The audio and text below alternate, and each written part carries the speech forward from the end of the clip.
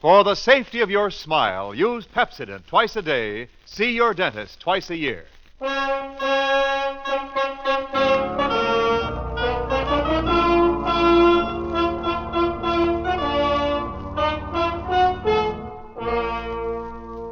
Lever Brothers Company presents the Pepsodent program, The Adventures of Philip Marlowe, starring Van Heflin.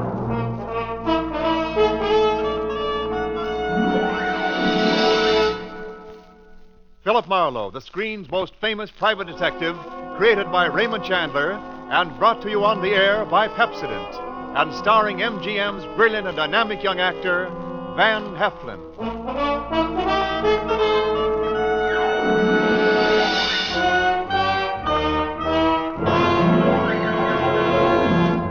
Now, families all over America have named their favorite toothpaste.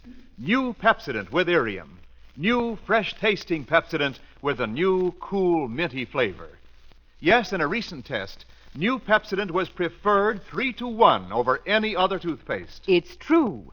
With families all over America, new Pepsodent is the favorite 3-to-1. Families from coast to coast recently compared new Pepsodent with the toothpaste they were using at home. They preferred new Pepsodent by an overwhelming average of 3-to-1 over any other brand they tried. These families, 3-to-1, said new Pepsodent tastes better, makes breath cleaner, makes teeth brighter. Yes, in a recent survey, families 3-to-1 said new Pepsodent tastes better, makes breath cleaner, makes teeth brighter. Get new Pepsodent toothpaste for your family right away. Now we invite you to hear Van Heflin as the Hollywood private eye, Philip Marlowe. Quiet. Quiet. You there, Marlowe. Quiet. Oh, quiet, you're on a bell.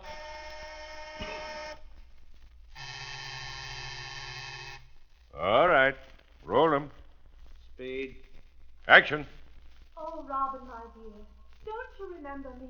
For all that my hair is cut so short. Mary.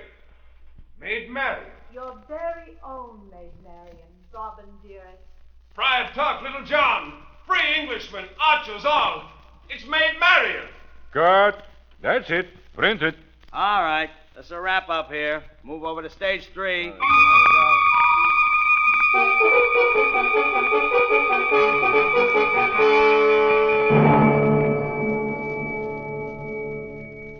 They were filming a new Technicolor version of Robin Hood over at the big studios on Santa Monica Boulevard, and I was there on salary at the request of the director of the picture. Robin Hood and Maid Marian came off the set. Robin Hood was a magnificent sight in his Lincoln green and carrying that big English long bow and quiver of arrows. Maid Marian in her slinkily cut medieval white gown was something to make more than an arrow whistle. They spied me and walked over to me quickly. Mr. Philip Marlowe? Yeah, that's right. My name is Seward Spencer. Yeah, I know. This is my leading lady, Ginny Kane. Yeah, I know. How do you do, Mr. Marlowe? Yeah, how do you do, Miss Kane? Let's go over to stage 9 and talk, shall we, Marlowe? Talk. Every time I open my mouth on one of these sets, somebody hollers, quiet. Quiet! You see? Whatever happened to free speech in America? In Hollywood, anyway. Stage 9 isn't a set. It's a little cafe across the street on Santa Monica. Oh. We've a lot to talk about, Marlowe. Yeah, I know. Let's go.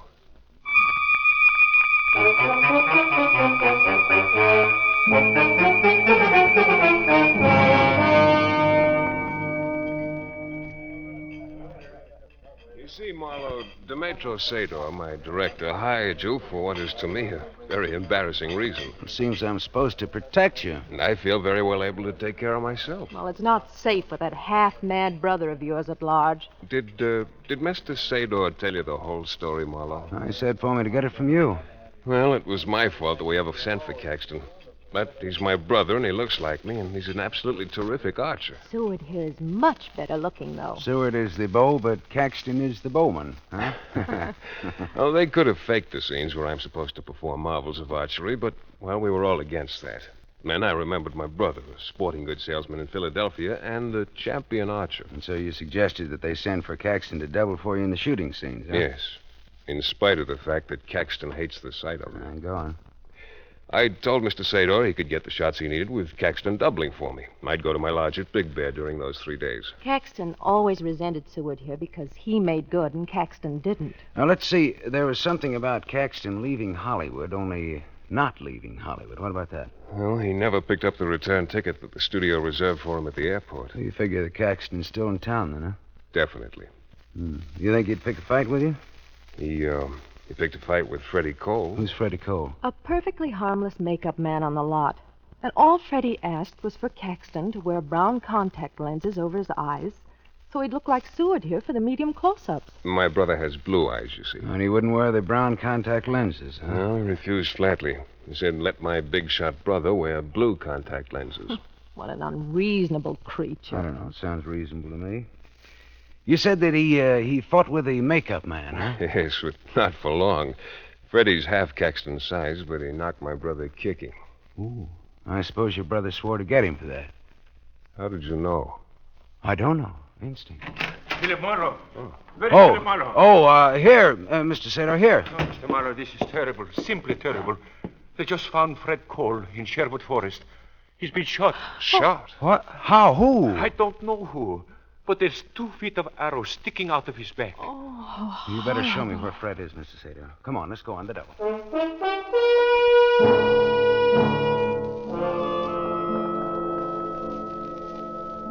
Sherwood Forest is a wood where Doug Fairbanks Sr. made the silent version of Robin Hood, and they've called it that ever since. Freddie Cole was lying across the steps of the trailer that served as a field makeup room in Sherwood Forest. Mr. Sador's information was not correct. There were not 2 feet of arrows sticking out of Freddie's back. It was less than 18 inches. A bow of terrific power had done that job. Another trailer stood across the clearing from Freddie's body about 100 yards away. I walked through the clearing and knocked on the door.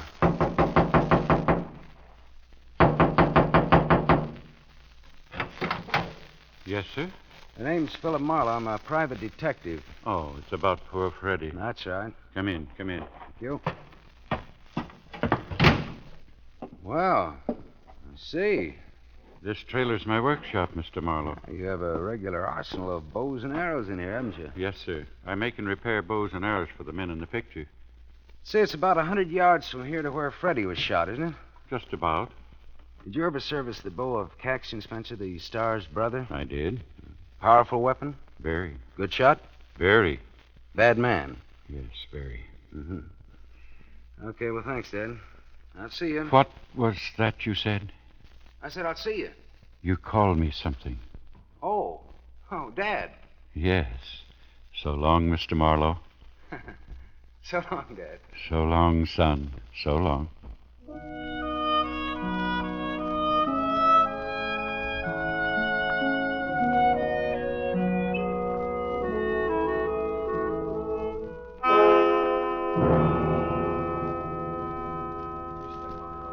A murder on this lot is bad enough, but an unsolved murder is worse. I'm very worried. About your star, Seward Spencer, Among other things, Mr. Marlowe. Well, why doesn't he leave town while this homicidal brother of his is still around? Oh, he wouldn't go even if I asked him. Besides, every day lost now means money. And the bank wouldn't tolerate any more delays making this picture. Any more delays? Have there been delays? I started making Robin Hood 4 years ago. I got the sets built and then had to stop because I couldn't find the ideal man to play Robin Hood. What was the ideal type for the part, Mr. Well, he had to be romantic, good-looking, powerful. And it would have been helpful if he could shoot a longbow, huh? Yes. Well, Seward Spencer couldn't shoot a longbow 4 years ago any better than he can today. Now, why didn't you hire him 4 years ago? He wasn't a big enough star then. Oh, he's big enough now, though. Tremendous. He's another Gable. So he doesn't have to know how to shoot a longbow now. No, especially since his brother, who resembles him closely, could shoot a longbow. Tell me, where did Spencer stay while his brother was whooping it up here at the studio? Spencer had a lodge up at the Big Bear. Why? Any ideas? Maybe. Look, Spencer is known all over the world, right? That is correct. Now, his double would have a hard time hiding out unless he hid in places where people expected Seward to be, right? I hadn't thought about it. Where exactly is Spencer's lodge at Big Bear? You think his brother may be up there posing as Spencer? I don't know. It's an idea. Where did you say that lodge was now?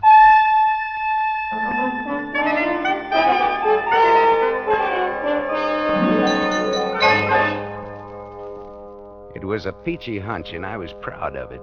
Proud. Only no one answered my knock when I got up to Spencer's lodge at Big Bear.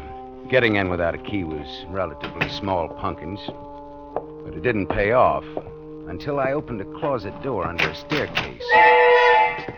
A body didn't fall out, but something else fell out, and I grabbed it before it hit the floor.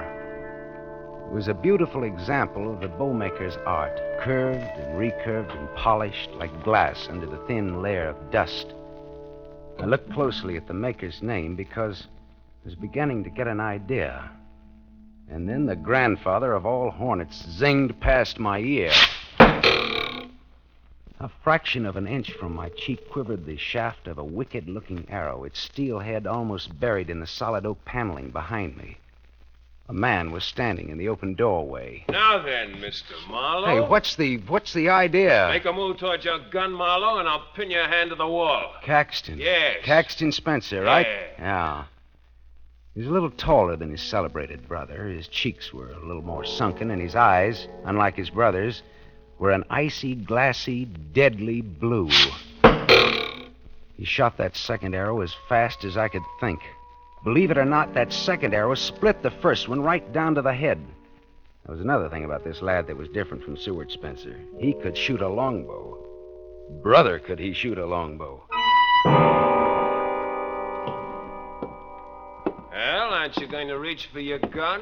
Well, Robin Hoodlum of Sherwood Forest, huh? You know what might be fun? A contest. The old versus the new. Medieval archer versus 20th century gunman. You know, you're just as crazy as your brother thinks you are. I see Seward's been talking too much again. Look, Caxton, tell me just one thing. You've got your archers mixed up. I'm Robin Hood, remember? Not William Tell. What was this dusty bow doing in the closet? That's mine. Well, how did it get in this closet? I was out here 4 years ago.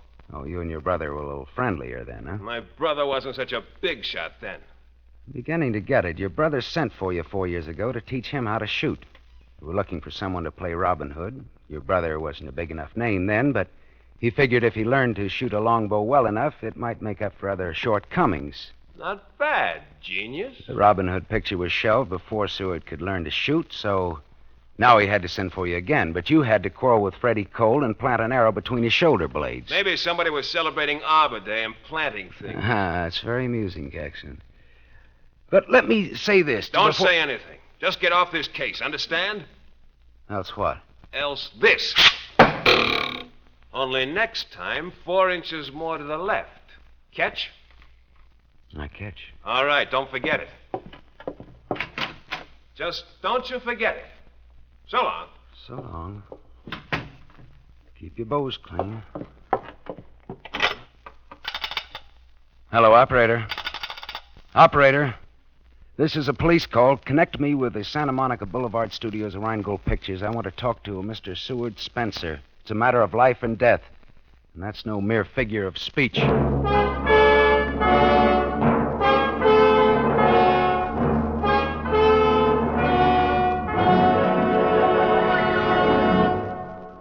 You are listening to The Adventures of Philip Marlowe, starring Van Heflin. Yes, families all over America have named their favorite toothpaste. New Pepsodent with invigorating Irium foam. New fresh-tasting Pepsodent with a new, cool, minty flavor. In a recent test, New Pepsodent was preferred 3-to-1 over any other toothpaste. It's true. Families all over America say New Pepsodent is their favorite. It's a fact. Families 3-to-1 say New Pepsodent tastes better, makes breath cleaner, and makes teeth brighter. Remember, this is not just our opinion. It's the honest conviction of the Paynes and other families who are asked to compare New Pepsodent with the toothpaste they were using at home. Get New Pepsodent, the only toothpaste containing Irium. Get it for your family without delay.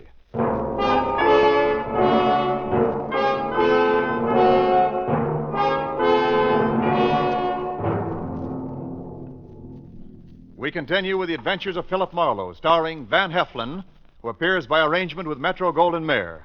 producers of The Romance of Rosie Ridge, starring Van Johnson.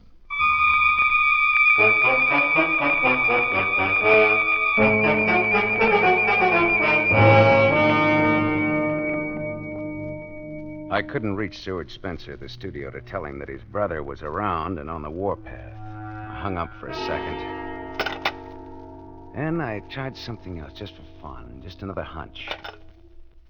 Hello, operator. Give me Western Union, please.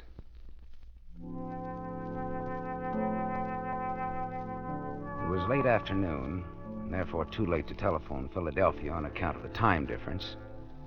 I sent my telegram and gave my apartment address back in Hollywood for the answer that I expected in the morning. Then I drove back to Hollywood. It was dark when I gave up trying to locate Seward Spencer, but a bright moon was climbing the sky by the time I got to the archery trailer on location in Sherwood Forest.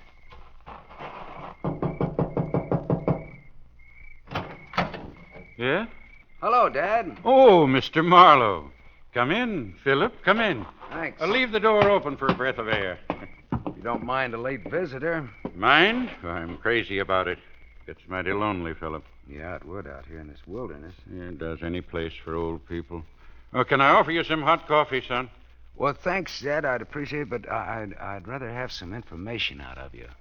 What is it, my boy? Tell me, is it possible for an expert archer to conceal the fact that he's deaf with a longbow? I think so. Well, can he conceal the fact that he can handle a bow at all? Oh, no. No matter how clumsy he was, he'd be too clumsy. Oh, I get it. Like a guilty man trying to look innocent. He overdoes it. Huh? Exactly. Yeah. Look, Dad, I'm going to pick up a bow, and I'm going to string it, put an arrow in it, and draw it. Now, I want you to stop me at any point where you can tell that I can't shoot a bow.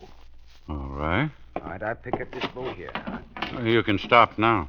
Well, I didn't do anything You yet. picked up the bow and you're holding it upside down. You mean there's an upside and a downside to these things? Does it matter? It matters very much. You might at least have played along with me a minute. After all, even a detective has his pride, you know. asked me to stop you, and I did. Oh, sure. I was just kidding you, Dad. Dad, is anything wrong? No, nothing wrong. Excuse me. It's just that everybody else calls me Pop. Oh, well, look now, if you'd rather I call you No, Dad, I hate it. It's what smart, strong young people call old fellas like me. Pop. Treating us like children. Old folks ain't idiots. Who says they are, Dad? No, Dad, that's different. It's got respect and love in it. Well, that's what we keep on calling you. You see, I haven't any children. Not anymore. Oh? I had a daughter, but not anymore. I'm sorry. Oh, no, it's not what you think. She's alive. She just didn't want anybody to know she had me for a father. What? Just like she didn't want anybody to know she was married to a plain makeup man at the studio.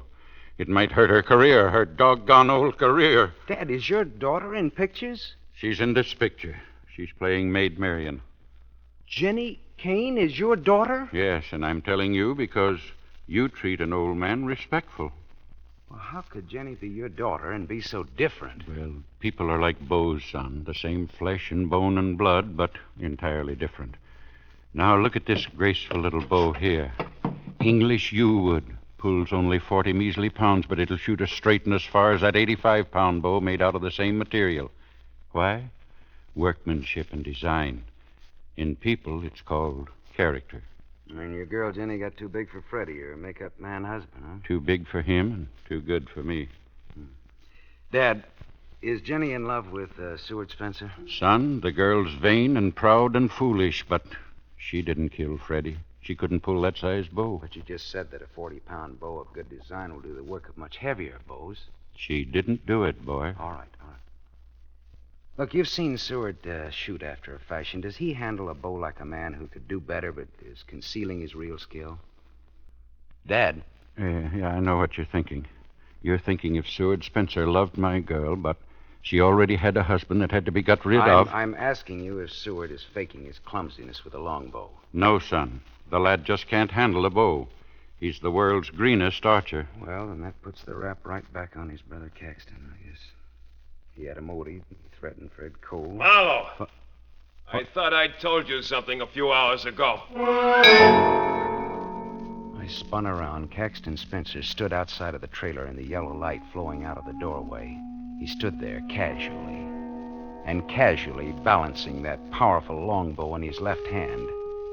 I wondered how he'd found me here, of all places, hours after he'd left me at his brother's mountain lodge.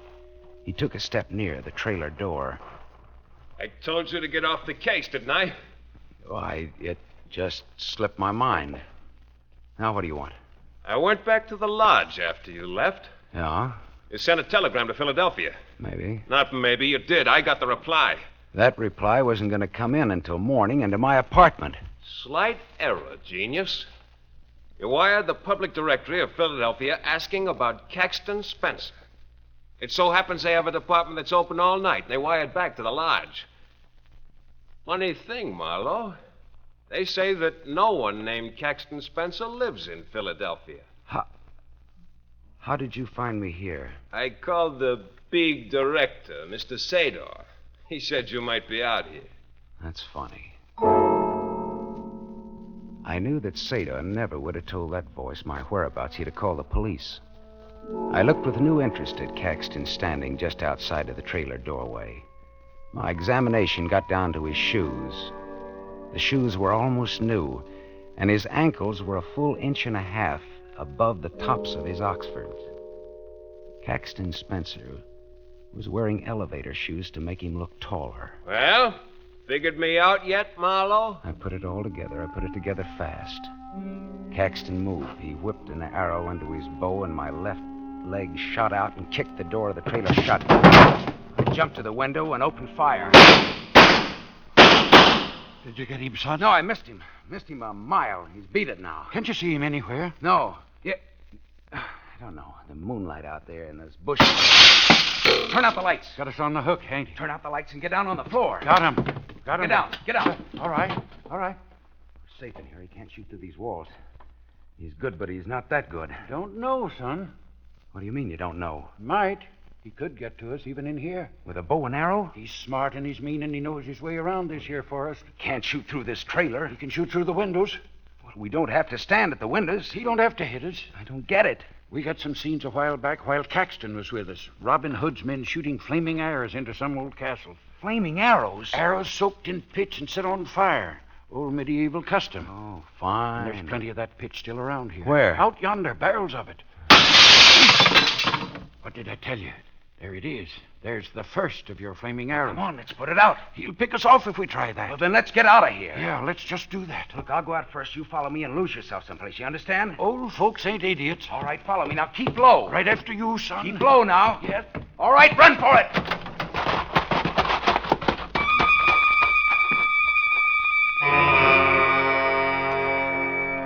We dashed into the moonlight. A hornet clipped my cheek and whanged into the wall of the trailer. Run, Dad! Lose yourself! See you later, son. See you later. I dropped to the ground and didn't move, but my eye measured the angle of that last arrow in the side of the trailer and the direction it had come from. I raised myself on my elbow and fired back. Ah, wise guy, huh? Oh, that dirty... Reload, Marlowe. Come on, reload. Just furnishing you an extra thrill, Marlowe. You...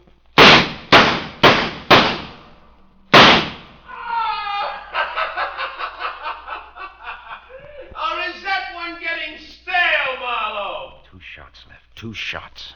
I've got 2 more arrows, Marlowe. That means 1 more is for fun, and the last one's for real, huh?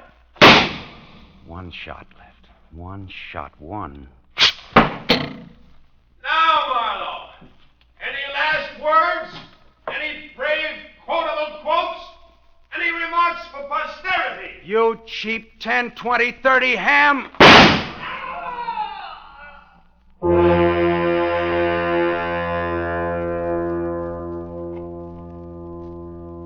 I waited for the laughter.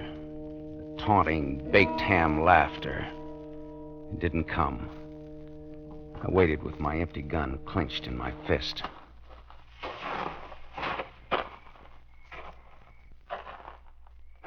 He was coming toward me. He knew I'd fired 14 shots and that I was finished. He could hit me from any distance. Why was he moving in on me? What was new? What was dirty with Caxton now? I jumped to my feet and drew back my arm to throw my gun at the first thing that walked out of those bushes ahead of me. Don't throw it, son. What? Hold it. Oh, Dad. You all right, son? Where's Caxton? Dead. I got him then. With my last shot, I got him. Hate to disappoint a smart young lad like you, son. Oh, no, you said he's dead. I didn't say you killed him. What? He's got a 28-inch arrow in his chest. Looks good, too. How did you... When I followed you out of the trailer, I grabbed some arrows in that 40-pound bow. I've been hunting, son. And let me tell you, for what? There never was a Caxton Spencer. Do tell. Caxton Spencer fought against wearing brown contact lenses over his eyes for a very good reason. He was already wearing blue contact lenses. Seward Spencer never had a brother. He'd learned to shoot a longbow 4 years ago, but he kept it a secret when they finally decided to film Robin Hood. He had a better use for his skill with a bow. He was already planning Fred Cole's murder and invented a non-existent brother to pin the murder on. Clever, very clever. I knew it all the time. What? That's what. Well, then why did you tell me that Seward Spencer couldn't shoot? Seward Spencer corrupted my girl and turned her against her rightful husband and her daddy. I wanted to get him myself. And you did. Fair and square and in defense of an officer of law. That's right. Well, I see that flaming arrow trick fizzled. It went out. Oh, yeah, so it did. Like to step inside and have that coffee now, son? I sure would. Then come on. You know, like you said, Dad. Watch your step. Just like you told me. Old folks aren't fools. Not by a long shot, Dad.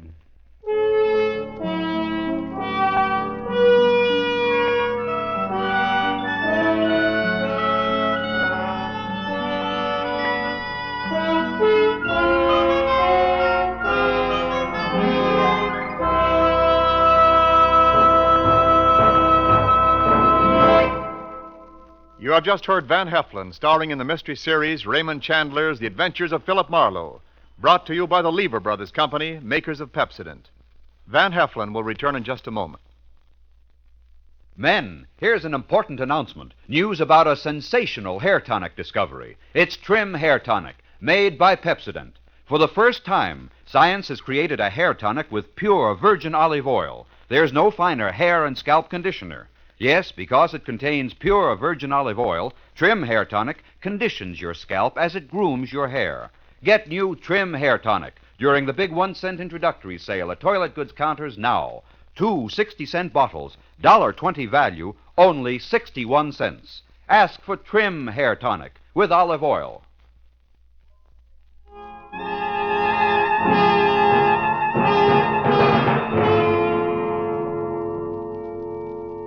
Now, concerning next week, here again is Van Heflin. Philip Marlowe paused in the stealthy darkness of the deserted brewery. There was invisible death lying in wait for him down in the bottom of the unused fermentation vat. But a very visible, dancing death was approaching behind him, dancing and weaving. And at the two risks, Philip Marlowe, unarmed and stunned, preferred the invisible one at the bottom of the great wooden vat.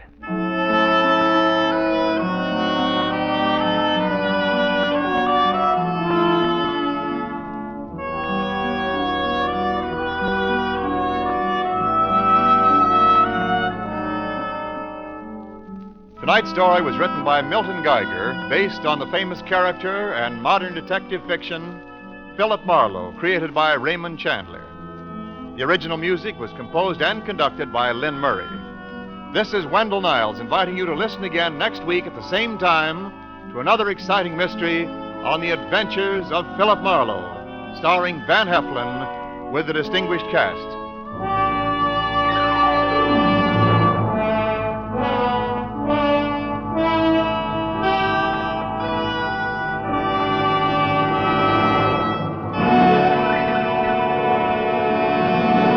This is NBC, the national broadcasting company.